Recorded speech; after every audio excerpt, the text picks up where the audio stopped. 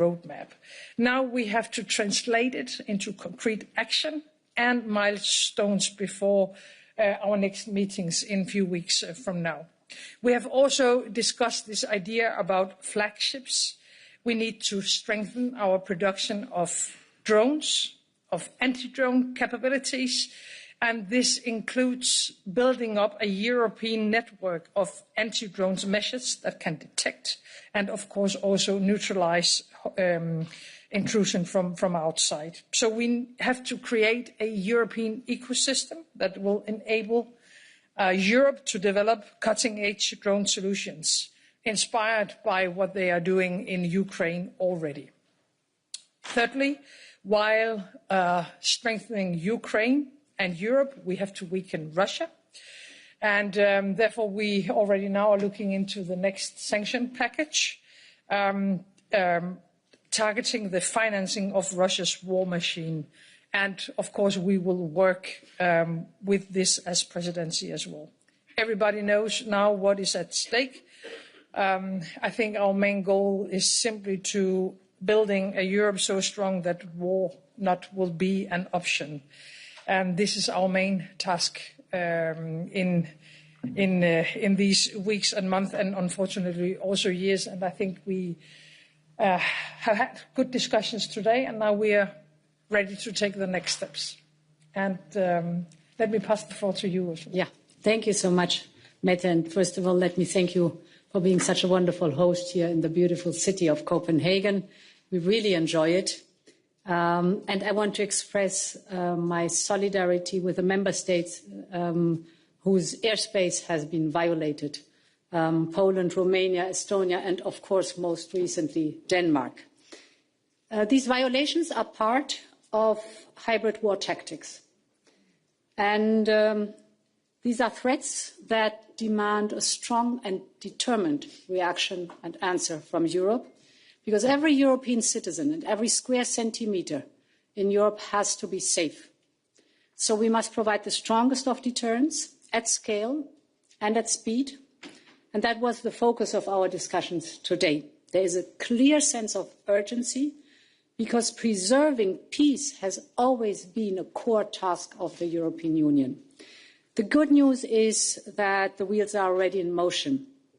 We have an investment surge in our common defence that is on its way.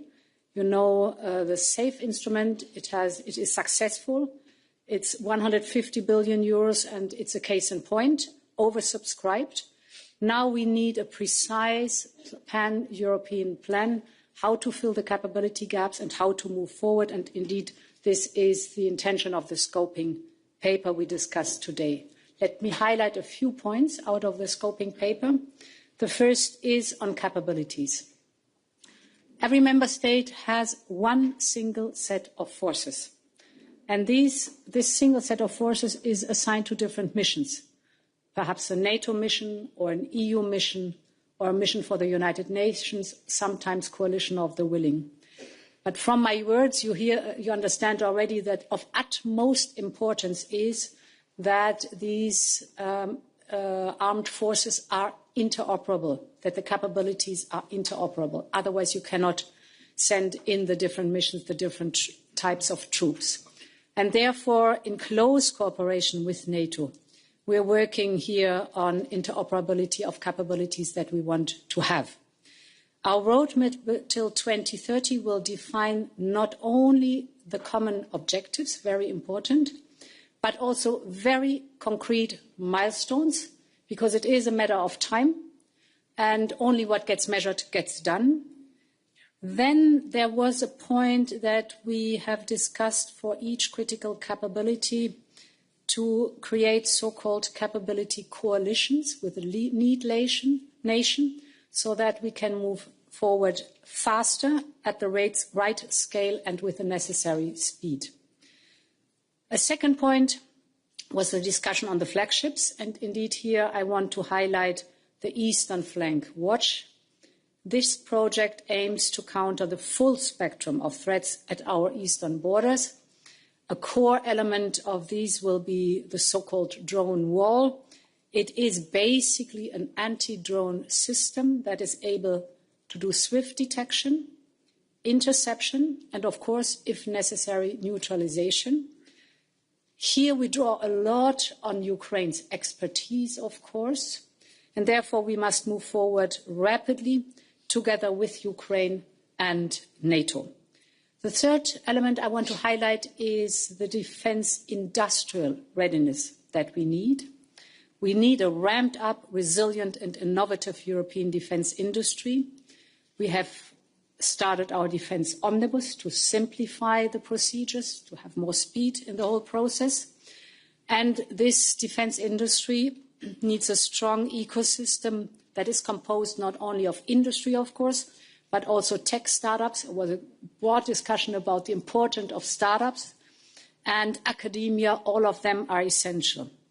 Because it's so important to have such an ecosystem, we propose to establish new tech alliances, where we then connect tech innovators with the defense users. So this is, in a nutshell, it's much more, some key elements of the scoping paper. And in 2 weeks, we will then present the full version to the European Council. My final point is on Ukraine. It's now 3 years and 7 months since Russia's full-scale invasion, and Ukraine continues to fiercely resist. At the same time, we see that Russia is under increasing economic pressure. Our sanctions are working. I give you some figures. If you look at the interest rates in Russia, they are at 17%. The inflation is well above 10%. At least 40% of the Russian budget is spent on defense this year. And if you look at Russia's GDP in the year 2024, it was 4.3%. It is projected to slow down to 0.9%. So this is the time to further increase the pressure on Russia. And to this end, we proposed a new approach of sanctions. We do not approach the sanctions anymore in incremental steps, but we present much more robust measures on energy, on financial services, and on trade, and that is the 19th package of sanctions that is on the table right now. Second, we need to provide military assistance to Ukraine, because if we continue to believe that Ukraine is our first line of defense, and this is the case, then we need to step up our military assistance to Ukraine. Concretely, we have agreed with Ukraine that a total of 2 billion euros will be spent on drones. This allows Ukraine to scale up its drone capacities, and it will allow the European Union to benefit from this technology.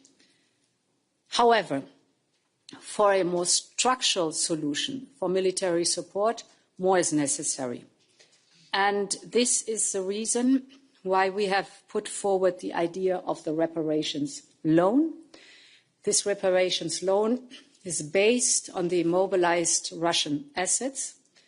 The loan would not be dispersed in one go, but in tranches, and tranches that are attached where conditions are attached. We will strengthen our own defense industry by ensuring that part of the loan is used for procurement in Europe and with Europe. And very importantly is that there is no seizing of the assets. The Russian claim stays a Russian claim. Ukraine gets these loans, and Ukraine has to repay the loans if Russia is paying reparations, because the perpetrator must be held responsible. Thank you. Thank you very much. I'll open the floor for a few questions, and I'll start with Lisa. Thank you.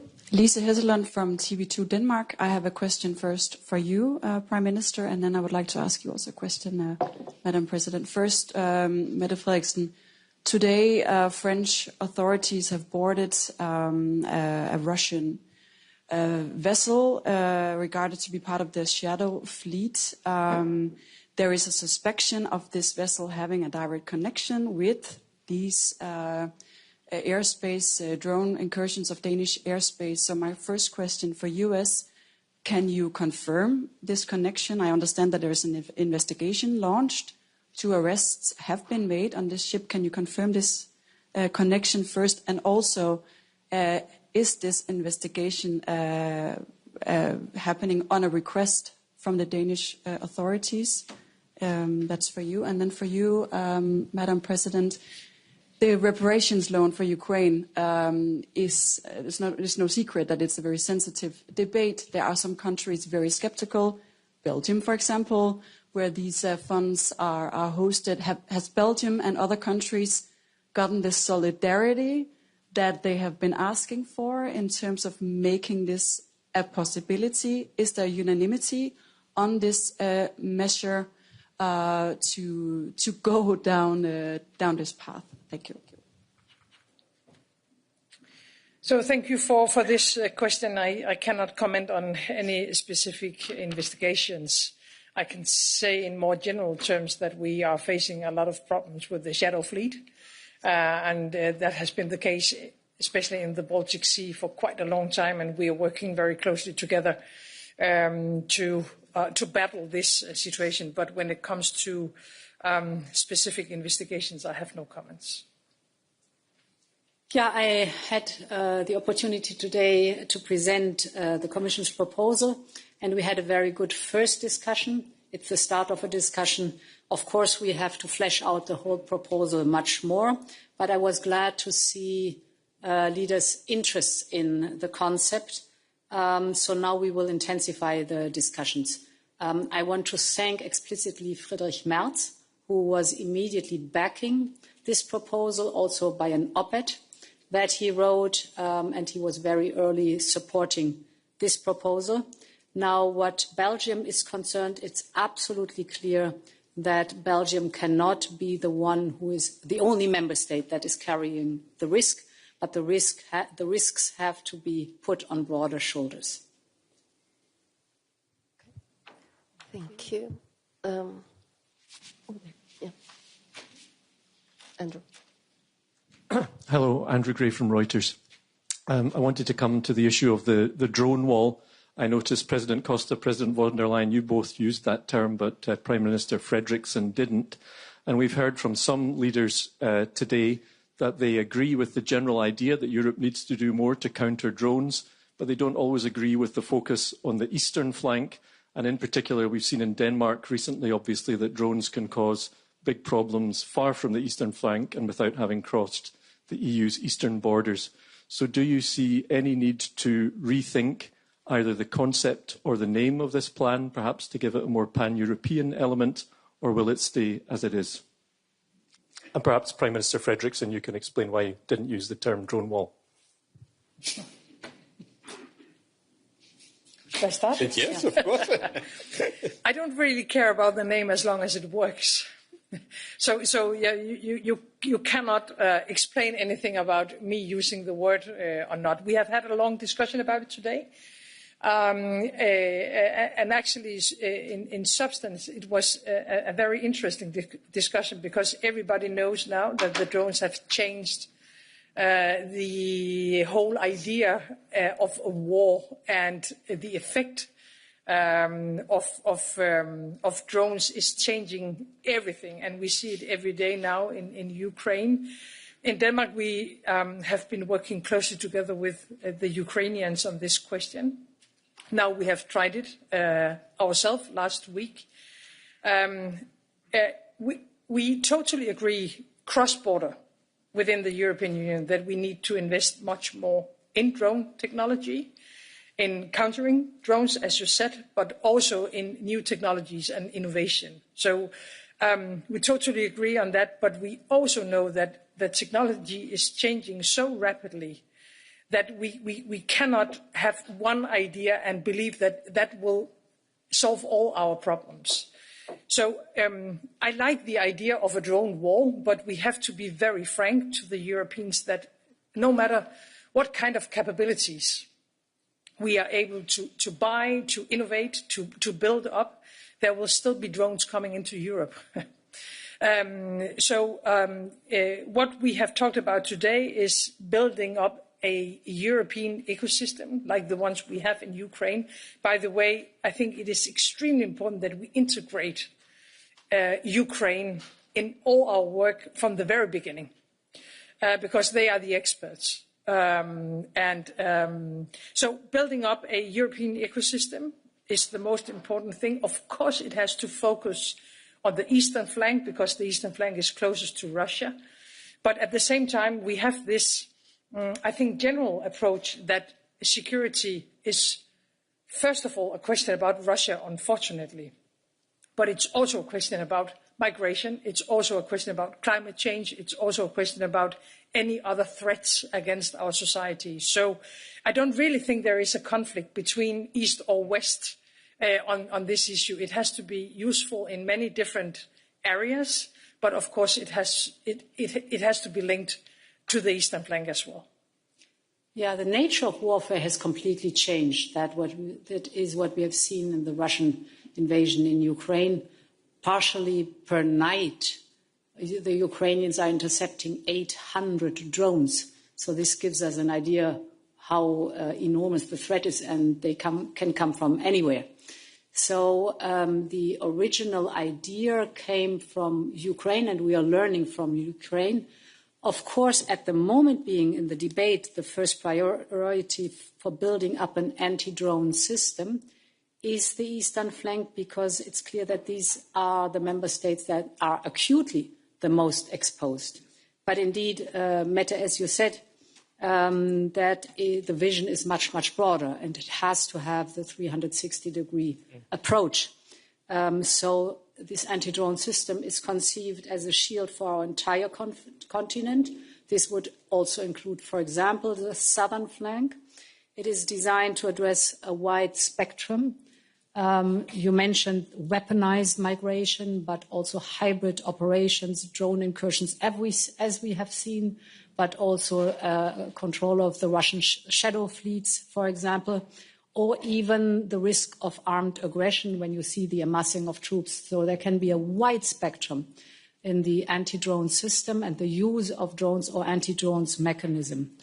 In general, the drone wall will strengthen the borders on land, at sea and in the air, and thus not only protect the frontline state, but will contribute to the security of our whole European Union. I just want to allow that at the European Council was very clear that we need to have a 360 degrees approach and look at our external borders as our common borders, in the eastern, in the north, in the south, in the west. And of course, for everybody, now the main threat we are facing now comes from Russia, and especially on the eastern flank. That's the reason that we are looking for the eastern flank as a priority. And of course, we can discuss what is the best trademark for this concept, for this idea. But I recall that when in March we defined our 9 main priorities on capabilities, one of them was drone and anti-drone systems. Then now is a matter of trademark. Thank you. Mattia?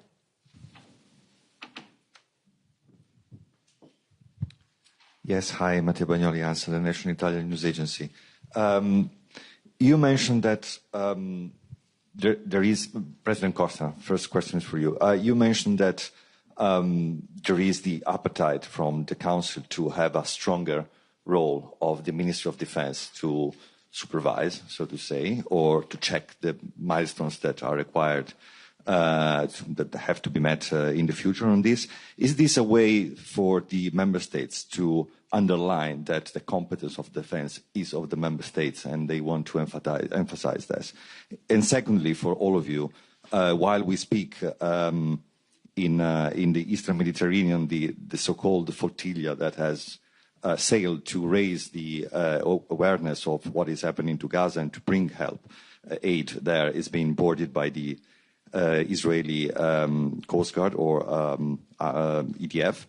And I want to ask you if you think that this is a legitimate quest to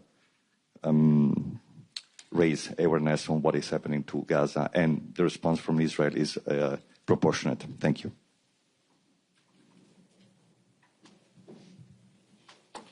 Well, as you know, the treaties said clearly that defense is a competence for the member states. But we learn that to be effective on our own defense, we need to work together. And that's why part of 23 member states are allies in NATO, but we are all of us allies in the European Union. And we need to work very closely with the European Commission, because the European Commission could help all the member states in the different ways. First of all, on regulation, on simplification. Secondly, boosting our innovation capacity and also our defense industry. Creating two important tools to funding our investment on defense is what the Commission has done when proposed and presented SAFE, 150 billion euros. That's very important to support all member states. When the European Commission allow member states to use the escape clause to have more fiscal space to increase their finance to the defense expensive. And also, now, when the Commission are presented some months ago the white paper on defense, now this scoping paper, in 2 weeks, the roadmap on preparedness, then we need to work very close to the European Commission.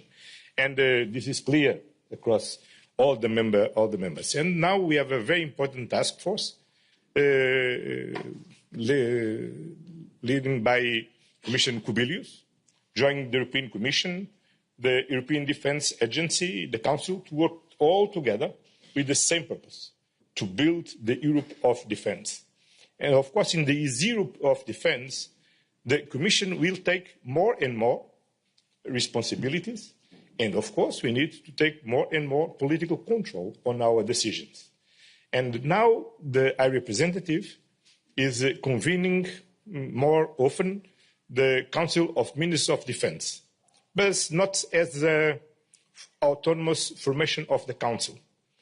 It's a junior meeting of the Ministers of Foreign Affairs Council.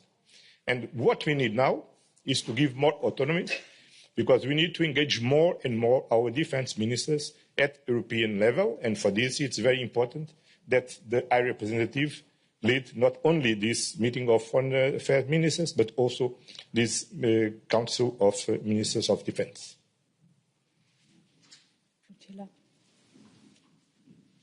You agree? Yeah, of course, I do agree. Okay. It will be a surprise. She's agreeing for the first time. Second question. Yes. Okay. On the second part of the question. Sorry? On the flotilla? For me, it was for me.